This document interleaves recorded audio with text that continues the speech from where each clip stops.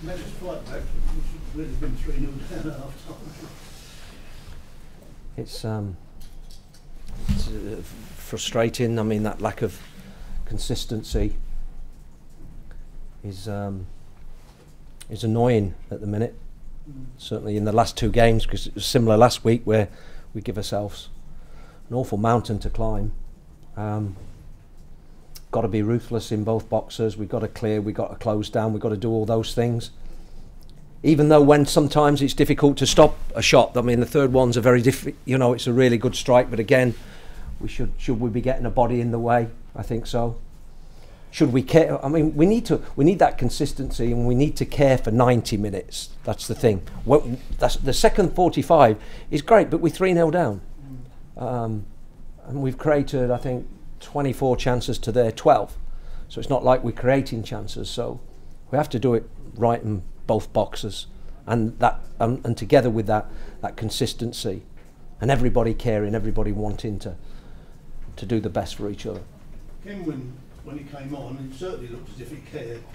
Why does he not do that all the time, Russell? I don't know. I mean, this is the question I ask the players. It's, you know, we can't do it for just 45 minutes. We can't do it for half an hour. It has to be for 90 minutes. It's that consistency. That's the recipe that's going to get you where you need to be. We looked a good side, in my opinion, in the second period. Some of you might disagree, but by the same token, we didn't look a good side. We didn't look together. We didn't look a unit in the first period.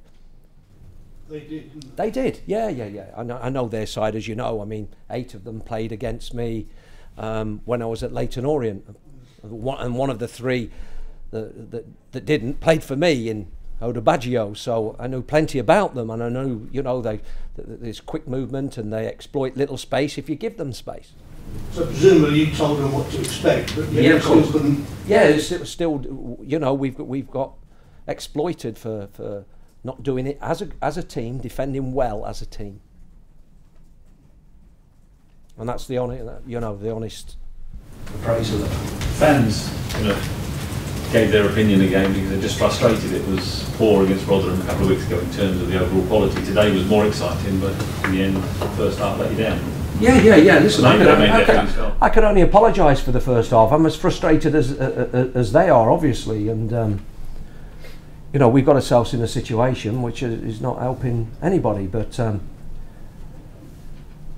there's 2 ways you can go at half time then, isn't it? You know, you're knocked down, you're on one knee, it's all about a response and getting back up again and fighting, and they're the types of people that you want in your changing room, and they're the type of people that I will look to have around me, because I think that's important. To be fair, you showed that spirit at Bournemouth last week, going back a couple of times, and today there's no lack of team spirit in fight. No, look, I think in the main the group do care, don't get me wrong, and you saw that second half, that was the example of that. If you needed any evidence, but it has to be that consistency, because, you know, for all the fight back last week and the fight back this week, we've picked up 0 points, and that's kind of what matters at the end of the day as well. You just talk about Bruno Manga, he's just coming back from injury, and Kadeem Harris, because it's the first time he's ever played out there in the first team game. Yeah, I was really. I mean, the refreshing thing about Kadeem is his positivity. He wants to go past people. He's put a great cross in for the goal for Noon.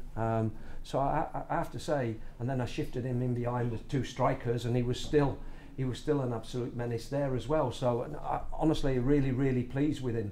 He needs to build on that.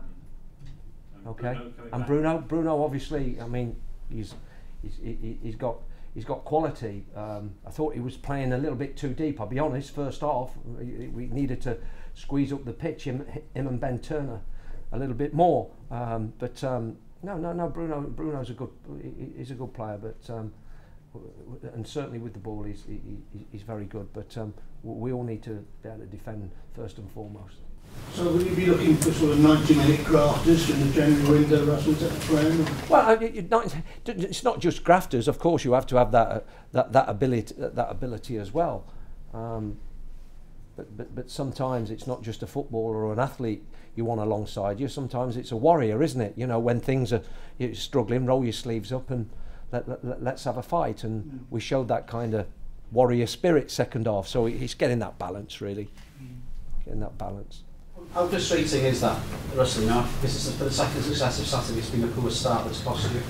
Yeah, no, massive, because the preparation's been there. They're prepared for that. Bournemouth were probably the best starters in the league last week, and we down after 37 seconds, as you know. And actually thought we started the first 5 or 10 minutes quite well today, and they possibly got the goal against the run of play. However, as I said, our distances as it went between about 10 minutes and about 37 minutes, our distances were between our back four and our midfield we were too exposed, far too exposed. And that's about game management as well, them managing the game and keeping the balance out there as well. If a midfielder goes, one sits, okay, if a wide one goes, maybe even a wide midfielder narrows up, and that's very important. And the communication between fullbacks and wide players. And you need your leaders for that, don't you? You need your leaders. Bournemouth got 5 against you last week. They've scored 6 away from home today. I think. Yeah, 6-1 to Brentford. Yeah.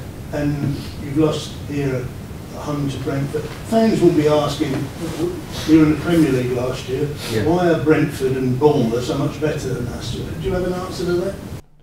Well, Brentford were never a bad team. I played them twice last year, so I know all about them. I think I won 2-0 at their place and lost 1-0 at home, and I knew they were a good side. I think the thing is, they've been together for a good while. 8 of them I know for a fact that have been there. And Mark took over that from Rosler and just continued to build on that. And they know what they're doing, don't they? You can see that. You can see they know each other's play inside out. I don't think we do at times. Sometimes we do when we're on it, but it's not as consistent as what Bournemouth would be. They're relentless, Bournemouth, going forward. Absolutely relentless, the way they move the ball and the way they're probing. We do that, and you saw that second half. We can do that, but we're not doing it. We're not doing it consistently, and we're not doing it for 90 minutes like those teams that maybe have come up and know what they're doing and have done it for a while and know each other's play inside out.